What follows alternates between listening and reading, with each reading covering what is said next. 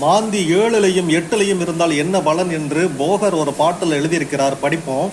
குறித்திட்டேன் குளிகனுமோர் 7ல் நிற்க, கொற்றவனே குடும்பிக்கு கண்டம் சொல்லு சிரித்திட்டேன், ஜென்மனுக்கு விவாதத்தாலே சிவசிவா, செம்பொன்னும் நஷ்டமாகும் மறித்திட்டேன், அட்டமத்தில் குளிகன் நிற்க அப்பனே அழும் பலனடா, ஜலத்தால் கண்டம் முறித்திட்டேன், போகருட கடாட்சத்தாலே முகரோகம் உண்டென்று மூட்டுவாயே.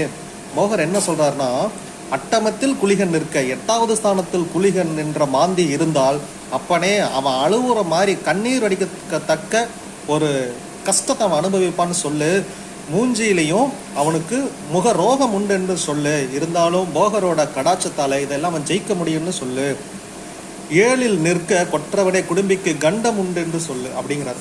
7ல் நின்றுச்சுன்னா மாந்தி, ஜென்மனுக்கு விவாதத்தாலே சிவசிவா, அதை சொல்லவே முடியாது, விவரிக்கவே முடியல, சிவசிவா